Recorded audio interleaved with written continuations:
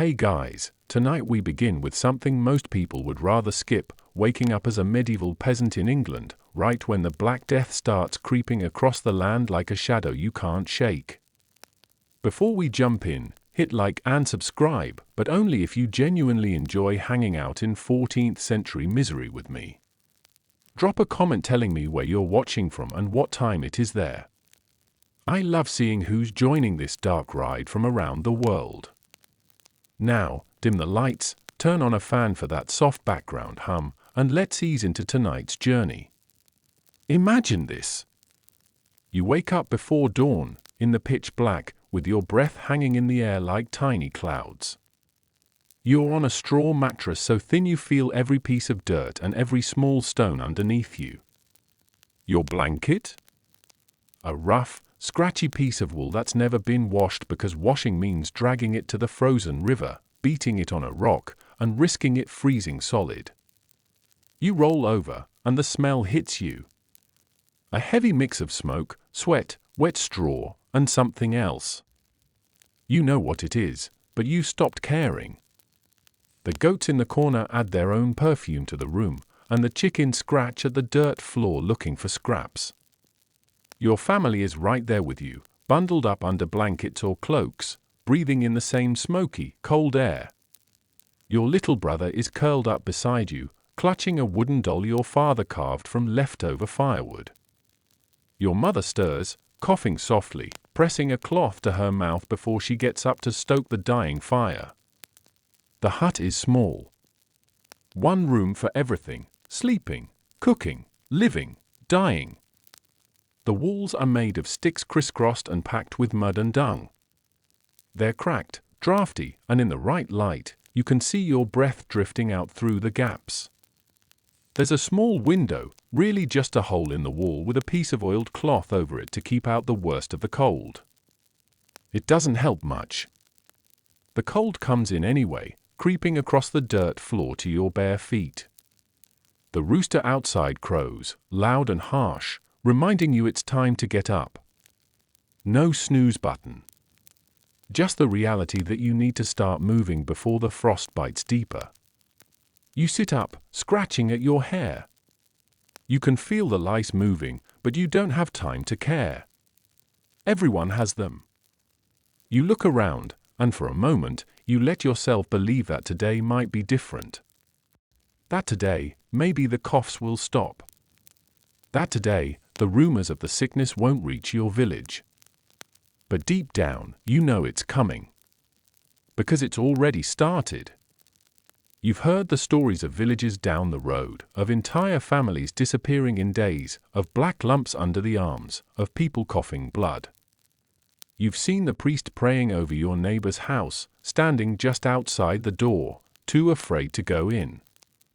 You pull on your tunic, the same one you've worn for weeks, patched and repatched with scraps of cloth. It smells like smoke and sweat and the dampness of cold mornings. You tie it at the waist with a piece of rope, your hands rough and red from the cold. Your mother hands you a crust of hard bread and a small wooden cup of weak ale. Water isn't safe to drink, and even if the ale is thin, it's better than risking the sickness that could be lurking in the well. You take a bite, the bread hard enough to make your teeth ache, and you chew slowly, trying to make it last.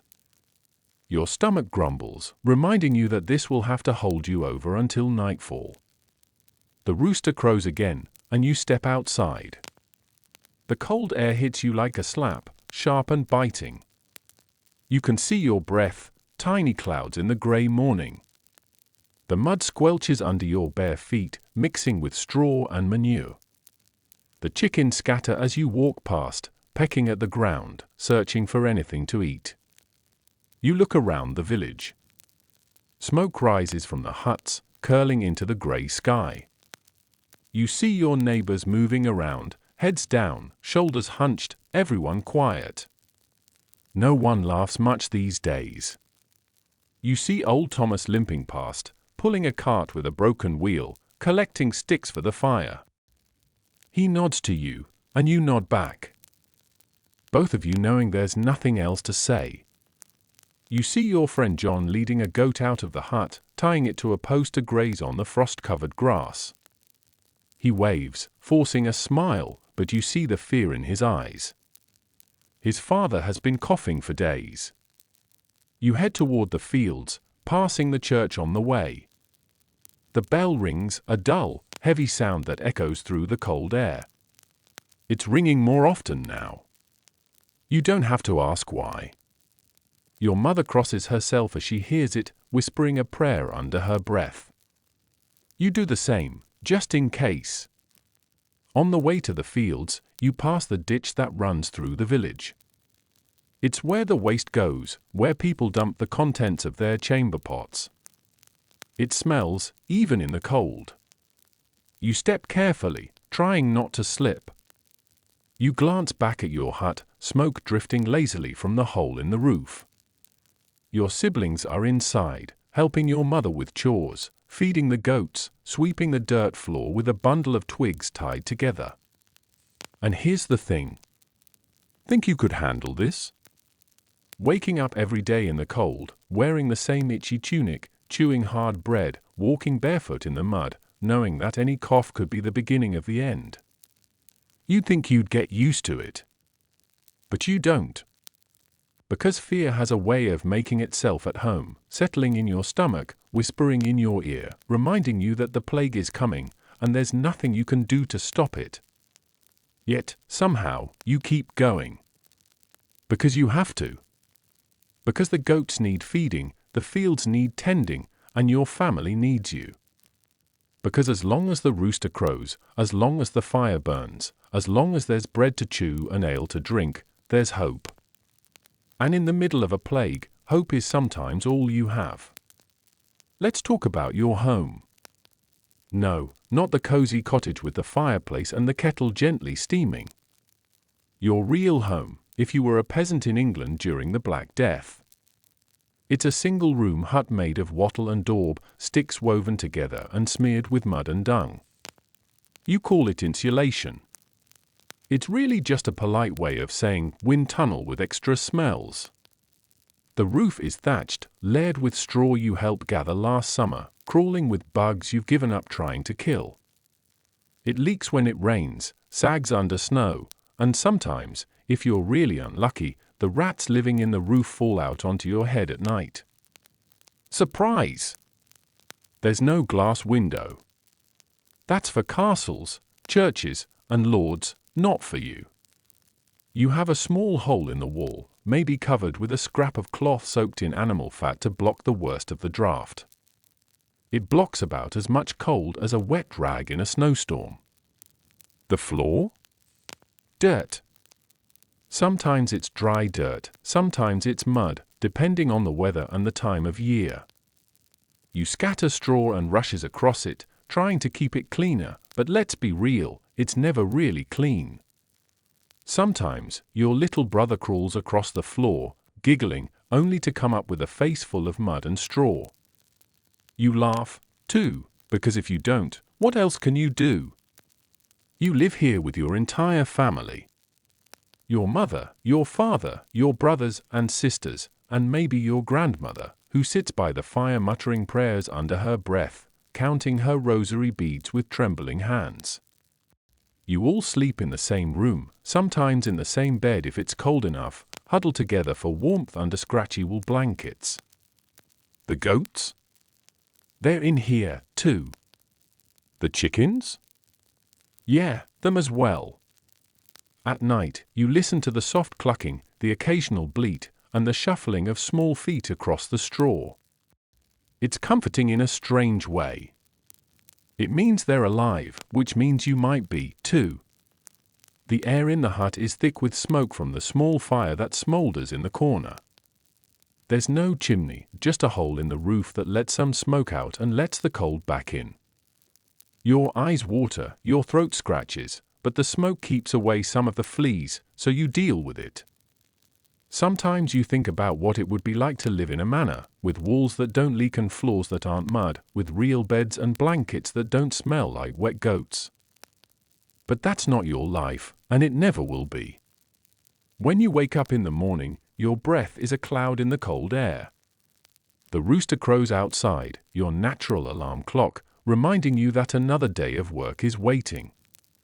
You sit up, scratching your scalp, feeling the lice crawling, and glance around the hut. Your father is already up, pulling on his tunic, wrapping a cloak around his shoulders. Your mother is at the fire, stirring a small pot of watery porridge, the steam rising, mixing with the smoke. Your younger siblings curl closer together under the blanket, trying to steal a few more minutes of warmth. You get up, pull on your own tunic, patchy and stiff with dirt, and wrap a piece of cloth around your waist to hold it closed. Your bare feet hit the cold dirt, and you flinch, but you're used to it by now. Your mother hands you a wooden bowl with a small scoop of porridge, mostly water with a few grains of barley, maybe a chunk of turnip if you're lucky. You eat slowly, letting the warmth spread through your chest, trying to make it last, because you know it has to carry you through hours of work in the fields. There's no sugar, no honey, nothing sweet. Just the taste of warm, bland hope. Outside, the village wakes up. You hear the coughs first, sharp and dry, coming from different huts, echoing in the cold air. You hear doors creak open, footsteps in the mud, the low murmur of prayers whispered under breaths. As you step outside, the cold hits you like a slap. You wrap your cloak tighter, pulling it around your thin body, and take a deep breath. The air smells of smoke, mud, manure, and something else that you try not to name. You pass your neighbors, nodding, exchanging tired smiles. Old Thomas, with his bent back and kind eyes, carries a bundle of sticks for the fire. Young Mary, holding her baby sister on her hip, waves to you shyly, her cheeks red from the cold. You see the church at the center of the village, its small bell tower reaching into the gray sky. The bell rings once, a low, heavy sound, reminding everyone that Mass will be held soon, reminding everyone that another soul has been lost. You cross yourself out of habit, whispering a quick prayer that the plague won't find your family today. You head toward the fields with your father, your feet squelching in the mud, the cold seeping through the thin soles of your wooden clogs. The sky is gray, heavy with clouds, the air damp and biting. You pass the ditch that runs along the edge of the village, where the waste is dumped, where the water runs slow and black. You try not to breathe as you walk past, the stench mixing with the cold to make your eyes water. You glance back at your hut, smoke still rising, your siblings' faces peeking through the small window. For a moment, you let yourself hope that today will be quiet, that there will be no bell ringing again, that your mother's cough will ease. Now, let's talk about breakfast. Or, well, what passes for breakfast when you're a medieval peasant in England during the plague? Forget eggs and bacon. Forget a warm loaf of bread with butter melting into the crust. You're not waking up to the smell of coffee brewing in a warm kitchen. You're waking up cold, stiff, hungry, and already tired. Your mother ladles out thin porridge from a blackened pot hanging over the smoky fire. The steam rises, but it's thin, like a ghost of a meal. It's mostly water, with a few grains of barley or oats floating around like tiny islands of hope. If you're lucky, there's a bit of turnip or onion, but meat? That's a festival luxury. She hands you a wooden bowl, warm against your cold hands.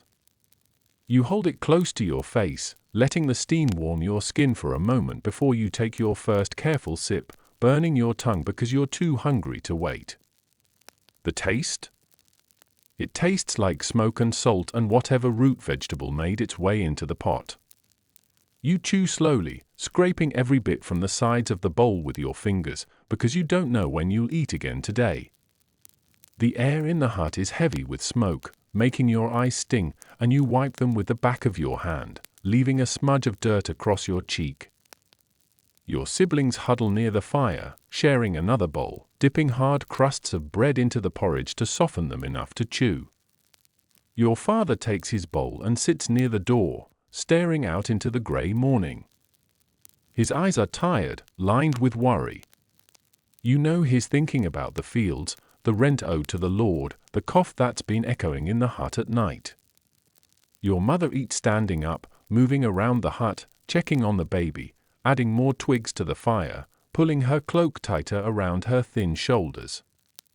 Her hair is tied back, but loose strands fall across her face, and she wipes them away with a quick, tired gesture.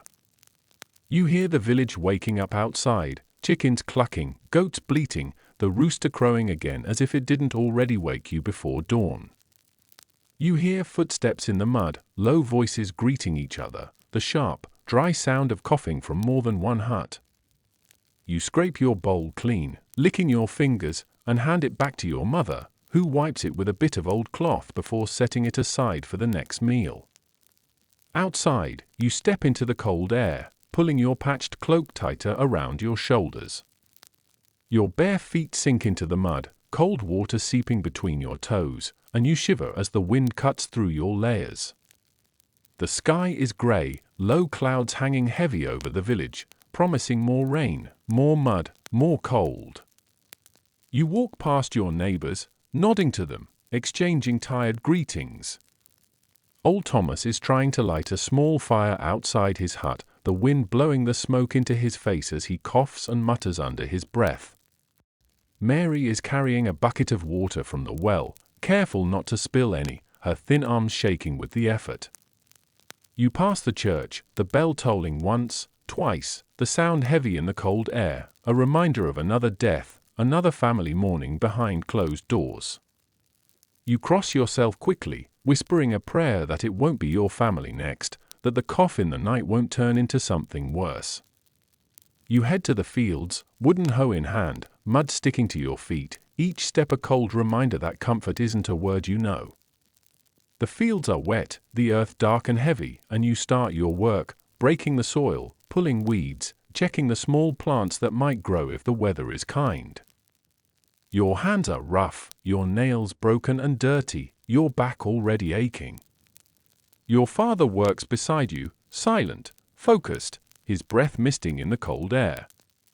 You see the worry in his eyes, but you don't say anything. There's nothing to say. You both know what's coming. At midday, you stop for a moment, wiping sweat from your forehead with your sleeve, taking a sip of weak ale from a small clay cup.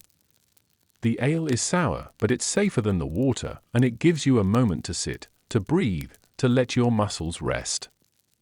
You look around, the fields stretching out under the grey sky, the village in the distance, smoke rising from the huts, the bell ringing again. You close your eyes, taking a deep breath of the cold, damp air, and you hope. You hope that the cough will go away, that the sickness will pass over your village, that you'll live to see another planting, another harvest, another day. Let's talk about the work. Because being a medieval peasant during the plague doesn't mean you get to rest just because the world is falling apart. The fields don't care if you're scared, tired, or grieving. The goats still bleat, the chickens still scratch, the mud still sticks to your feet, and the Lord still wants his share, plague or no plague. You step out into the cold dawn, your wooden hoe over your shoulder, the damp air turning your breath into small clouds.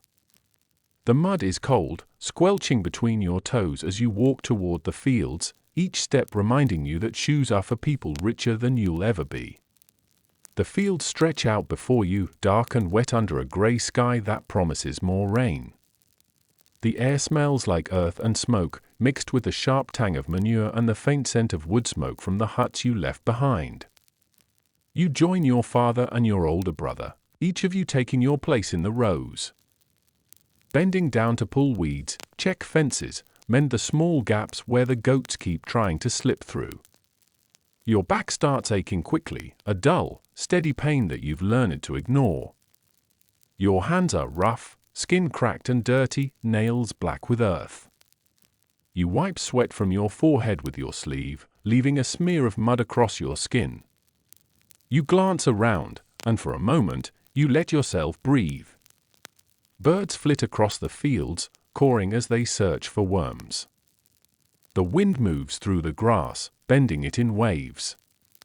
Somewhere, a dog barks, sharp and clear in the morning air. And then you hear it, a cough. You freeze, turning to see who it was.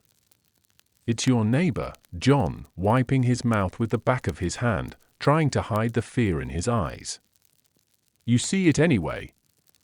Your father looks at you, his eyes tired, and you both turn back to your work because there's nothing else to do. At midday, you take a break. You sit on the cold ground, your cloak wrapped around your shoulders, sharing a small piece of hard bread and a sip of weak ale with your brother. You chew slowly, trying to ignore the hollow ache in your stomach that never goes away. Your father pulls out a small piece of cheese, splitting it carefully, giving you and your brother each a piece the size of your thumb. It tastes sharp and creamy, the best thing you've tasted in days, and you savor it, letting it melt on your tongue before swallowing. You don't talk much while you eat. The wind whistles through the hedgerows, carrying with it the smell of damp earth and the faint, distant toll of the church bell. Another death. You close your eyes, whispering a quick prayer under your breath, hoping it wasn't someone you know. Hoping it won't be your family next. You go back to work, your muscles stiff from sitting, your hands cold as you grip your hoe and start again. The hours pass slowly. The sky shifts from grey to darker grey, and you keep working because you have to. Because if you don't, the weeds will take over, the fences will break, the goats will wander, and you'll have nothing when winter comes. You see your younger sister carrying a small bundle of sticks past the field, her cloak dragging in the mud, her face pinched with cold. She waves to you, a small, tired smile on her face, and you wave back before turning back to your row. The mud clings to your feet, your hands blister, your back burns, but you keep going. Because there's no choice. Because work is what keeps you alive, even when death is everywhere. Because as long as you can keep moving, keep working, keep breathing, you have a chance. Let's talk about water. Because you probably don't think about water much. You turn on the tap, fill a glass, take a sip. Clean, clear, cold. Simple. Not here. Not now. In medieval England during the plague, water isn't your friend. It's a gamble every time you take a sip. Your mother sends you to fetch water from the village well. The air is cold, your breath hanging in the grey dawn as you carry the wooden bucket, your bare feet slipping in the mud. You reach the well, waiting your turn as your neighbors draw water, the rope creaking, the bucket splashing as it hits the water far below.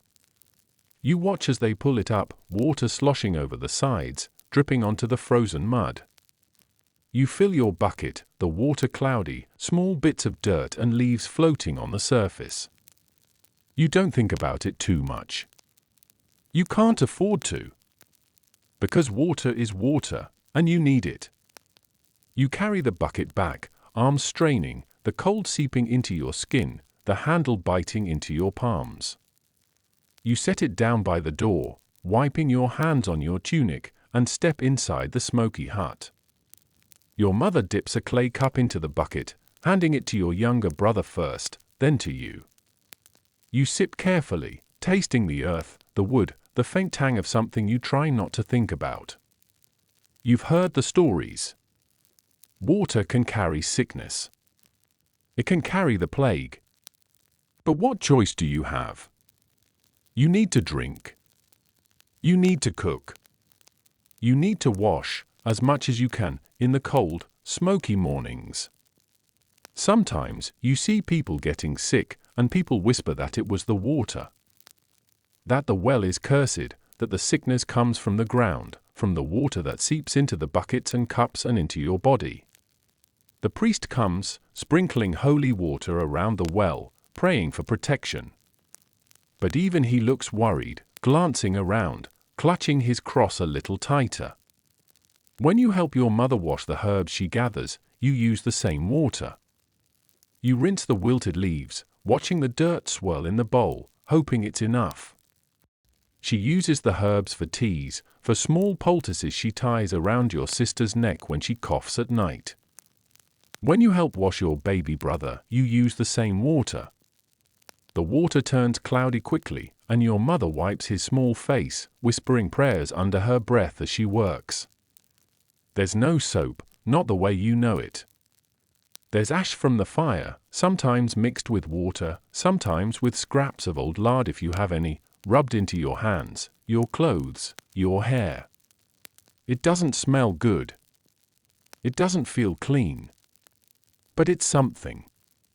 And you hope it's enough. At night, you hear the coughs in the dark, the rasping breaths, the whispers of fear. You lie awake, listening, clutching the rough wool blanket around your shoulders, the smell of smoke and sweat and dampness heavy in the air. You think about the water you drank that day, about the well, about the stories you've heard.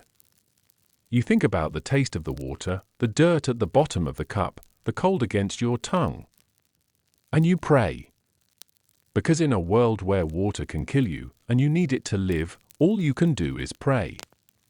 Now, let's talk about food. Or, more accurately, the constant, gnawing hunger that follows you around like a shadow you can't shake. You wake up hungry, you work hungry, you go to bed hungry. It's just how it is. Breakfast is a thin porridge, if you're lucky. Mostly water, a few grains of barley, maybe a piece of wilted turnip. No sugar, no milk, no sweet comfort. Just warm, bland survival in a bowl.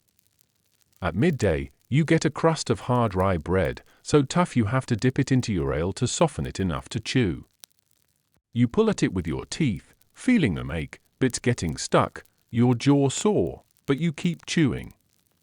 Sometimes, your mother makes pottage. It's a stew of whatever you have on hand, cabbage, leeks, maybe a carrot or two if you're lucky, all boiled together with water and a pinch of salt, if you can spare it. It cooks in the same pot for days, new scraps thrown in as you get them, the flavors blending into something that is never quite good, but always just enough. Meat? Meat is a dream. If you get meat, it's usually on a feast day, or if one of the goats dies. Then, the meat is shared, every scrap boiled down, the bones cracked open for marrow, nothing wasted. Sometimes, you smell meat cooking at the manor, the rich, warm scent drifting down to the village on the cold wind, making your stomach tighten, your mouth water.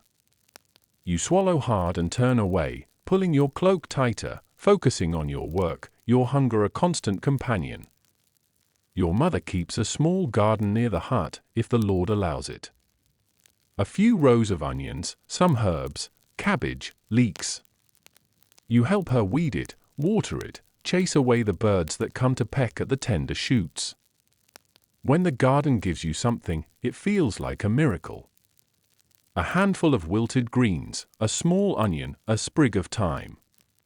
She adds it to the pottage, stirring it in carefully, making sure it's spread evenly so everyone gets a taste. There are days when there isn't enough. When the bread is gone, when the pottage is thin and almost clear, when your stomach growls so loudly at night that you curl up tighter under your blanket, trying to ignore it. Your little sister cries softly in the dark, saying she's hungry, and your mother hushes her, holding her close, whispering prayers into her hair. And then there are days of small joy. When you find a few berries in the hedgerows. When your mother bakes a flatbread with herbs from the garden. When your father brings home a rabbit he managed to catch in a snare, and the smell of roasting meat fills the hut, everyone gathered around, eyes bright with hope. You get a piece, small but warm, the fat dripping down your fingers as you chew slowly, savoring every bite, wishing it would last forever. Sometimes, you dream of warm bread, thick with butter, of sweet apples, of pies you've only heard about in stories. You wake up, your mouth dry, your stomach hollow, and you pull your cloak around you, pushing the dreams away because they don't fill your belly. And you keep going. You gather firewood, you help in the garden, you pull weeds in the fields, you carry water, you work, all with the ache in your stomach, the constant reminder that food is never certain, that every bite is precious. Now, let's talk about the cold. Because the cold in medieval England isn't just a season. It's a test. It's the constant, creeping reminder that you live on the edge, and winter is the moment the edge cuts deep. Your hut doesn't keep the cold out. It slows it down, maybe, but the frost still seeps through the cracks, slides under the door, creeps across the dirt floor like a living thing. You wake up with your breath hanging in the air, your fingers stiff, your toes numb even under the rough wool blanket. You huddle closer to your siblings, your mother pulling you in, sharing what little warmth your bodies can create. Your father stirs the ashes in the fire pit, trying to coax a spark from yesterday's embers, blowing gently, adding twigs, hoping the flame will catch before the cold settles too deep in your bones. The smoke curls up, stinging your eyes, scratching your throat, but you're grateful for it. The smoke means warmth, even if it's only a little. You pull on your tunic, stiff and cold, pulling your cloak around your shoulders, feeling the weight of it, the smell of smoke and earth clinging to the fabric. Your feet hit the cold dirt floor, and you flinch, teeth gritted, but you don't pause. You can't afford to. There's water to fetch, goats to feed, wood to gather, work to do, always work, no matter how cold it gets. You step outside, and the cold air hits you like a slap, sharp and clean, making your eyes water. The mud is frozen, frost glittering on the straw and dirt, your breath forming clouds as you walk. You see your neighbors moving through the cold dawn, cloaks wrapped tight, heads down, hands tucked into sleeves, feet wrapped in scraps of cloth to fight off the cold that bites through thin leather and bare skin. Old Thomas is chopping wood outside his hut, the thud of the axe echoing in the still air, his breath puffing out in small clouds. You see Mary carrying her baby sister, the child wrapped in layers, only her small face peeking out, eyes wide in the cold morning light. You walk to the woods to gather firewood, your feet crunching on the frozen ground, your hands red and raw as you pick up sticks, branches, anything that will burn. Your fingers sting, and you blow on them, rubbing them together, trying to bring back the feeling. You fill your bundle, tying it with a piece of rope, swinging it over your shoulder as you head back to the village, the cold air biting at your cheeks, your nose, your ears. Back at the hut, your mother feeds the small fire, carefully adding sticks, trying to make it last. The warmth spreads, small and fragile, but enough to ease the ache in your fingers, to take the edge off the cold that wraps around you like an unwelcome cloak. You sit near the fire, hands outstretched, feeling the heat on your skin, the smoke in your lungs, and for a moment, it feels like safety. At night, the cold deepens. You all huddle together on the straw bed, pulling the blankets up, pressing close, sharing breath, sharing warmth. You can hear the wind outside, rattling the hut, whistling through the cracks, the cold pressing in. Your little sister shivers against you, her feet like ice, and you pull her closer, whispering that it will be okay, even if you're not sure it will. You listen to the fire crackle, to the breathing of your family, to the sounds of the night, and you pray the cold will pass, that the winter will end, that the warmth will come back. Now, let's talk about sickness. Because during the Black Death, sickness isn't a whisper in the village. It's a shout. It's a shadow that crawls under your door, that seeps into your lungs, that turns your body against you while you watch, helpless. It starts with a cough. Not your cough, not at first. It's your neighbor's cough, echoing across the muddy street in the cold dawn, sharp and dry, cutting through the morning air. You pause, your bundle of sticks on your back, your breath catching for a moment as you listen. Another cough. Closer this time. Your mother tries to ignore it, stirring the pottage, adding another handful of wilted greens from the garden, whispering prayers under her breath as she works. Your father sharpens his hoe by the fire, his eyes distant, jaw tight, glancing at the door as if expecting it to open, for the priest to walk in, clutching his cross, eyes tired, ready to give last rites. You hear stories of families down the road, entire huts empty now.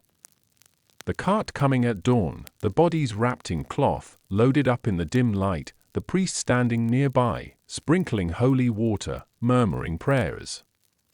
You see the cart sometimes, moving slowly through the village, the wooden wheels creaking, the driver silent, his face hidden under a hood, the smell following behind, sharp and heavy.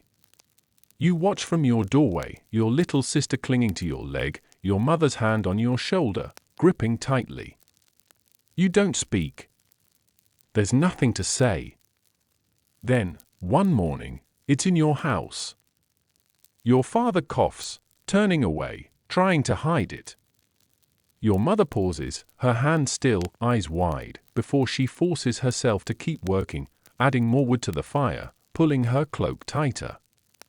The cough doesn't stop. It grows, deepens, each breath a struggle, your father's face pale, sweat beading on his forehead even as the cold seeps through the hut.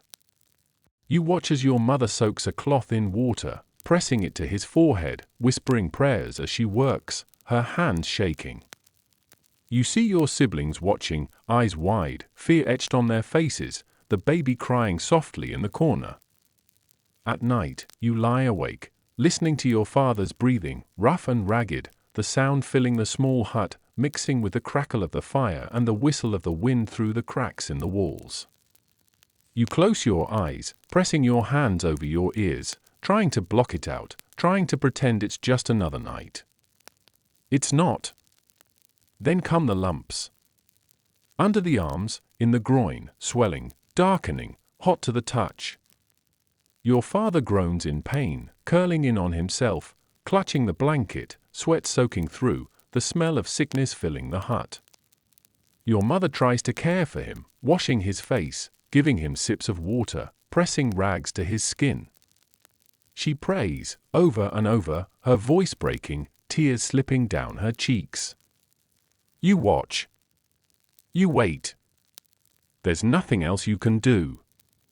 Then, one morning, the breathing stops. The hut is silent, the fire crackling softly, the dawn light coming through the cracks in the wall, falling across your father's still face. Your mother sobs, falling to her knees beside him, clutching his hand, rocking back and forth. Your siblings cry, the baby wailing, the sound sharp and piercing in the cold morning. You stand there, frozen, the world tilting, the cold biting at your skin, the smell of sickness still hanging heavy in the air. Later, the priest comes, standing in the doorway, clutching his cross, his eyes tired, his face pale. He murmurs prayers, sprinkling holy water, his breath misting in the cold air. The cart comes, the driver silent, the body wrapped in cloth, lifted carefully, placed on the cart with the others. You watch as it rolls away, the wheels creaking, the cart disappearing down the muddy path. Your mother kneels by the fire, holding your sister, her shoulders shaking, her face buried in her hands. Now, let's talk about what happens after. After the coughing stops. After the priest leaves. After the cart rolls away. The hut feels empty, even if there are still so many of you inside. Your father's place by the fire is empty, the worn spot on the dirt floor where he used to sit, sharpening tools, mending ropes, telling you stories on cold nights, is just empty. Your mother moves through the hut like a shadow, quiet, her eyes red, her shoulders bent as if the weight of the world has finally settled on her. Your siblings are quiet, too. Even the baby seems to sense it, fussing softly, looking around with wide, confused eyes. The fire still burns, the smoke still curls up to the low roof, the goats still bleat in the corner, but everything feels different now. Outside, life keeps going. You see your neighbors walking through the mud, carrying water, gathering wood, tending to the goats, moving with the same tired determination you've always seen, but now you notice how many faces are missing. How many doors stay closed? How many windows are dark? The church bell rings more often now, a constant reminder, its heavy toll echoing across the fields, over the thatched roofs, into the cold sky. You cross yourself each time, whispering a prayer, even if you're not sure anyone is listening anymore. Your mother tries to keep everything the same. She wakes before dawn, stirring the thin porridge, handing out bowls to you and your siblings, urging you to eat, even when she barely touches hers. She sends you to the well to fetch water, to the woods to gather sticks, to the field to pull weeds, to keep you moving, to keep you busy, to keep you alive. But you see the way her hands shake when she thinks no one is looking, the way she sits by the fire at night, staring into the flames, her lips moving in silent prayers. The fear doesn't leave. Every cough, every fever, every ache brings that fear back, sharp and cold in your chest. You lie awake at night, listening to the sounds of your siblings breathing, the crackle of the fire, the wind against the hut, waiting, hoping, praying that the sickness won't come back, that it won't take anyone else. Sometimes, there are moments of laughter. Your little sister tries to chase the chickens outside, slipping in the mud, giggling as she falls, covered in dirt, her laughter ringing out into the cold morning. Your brother tells a joke he heard from old Thomas, and you all laugh, the sound awkward at first, then real, warm, a small flame in the darkness. Your mother smiles, just for a moment, her eyes softening, before she wipes her hands on her apron and goes back to stirring the pot. And sometimes, there is hope. The priest comes, telling stories of villages where the sickness has passed, where the carts have stopped, where the bells have fallen silent, where life is starting again. You cling to those stories, letting them settle in your mind, a small, fragile hope that maybe, just maybe, your village will see that day too. You keep working. You keep breathing. You keep living. Because even when the world feels heavy, when the cold seeps into your bones, when the fear sits in your chest, you have to. Because that's what it means to survive here. You endure. You carry on. You hope. And sometimes, that's enough. Now, let's talk about what's left behind. Because when the worst of the plague finally passes, when the cart stops coming, when the bell stops ringing, when the coughs fade into silence, what remains is not relief. It's the quiet. The strange, heavy quiet of a village that has seen too much. You wake up to the same cold dawn, to the same rooster crowing, to the same smoky air, but something is different now. There are fewer footsteps outside, fewer voices calling across the muddy paths, fewer doors opening in the morning light. You notice empty huts, doors hanging open, windows dark, roofs starting to sag as the wind and rain take their toll. Places that once held laughter, the smell of bread, the soft sounds of children's games are now silent. You pass these huts on your way to the well, your way to the woods, your way to the fields, and you try not to look. Your family keeps going. Your mother still wakes before dawn, still stirs the pot over the fire, still whispers prayers under her breath as she moves around the hut. You still fetch water, still gather wood, still work in the fields, pulling weeds, mending fences, checking the goats. Your siblings still chase the chickens, still giggle in the mud.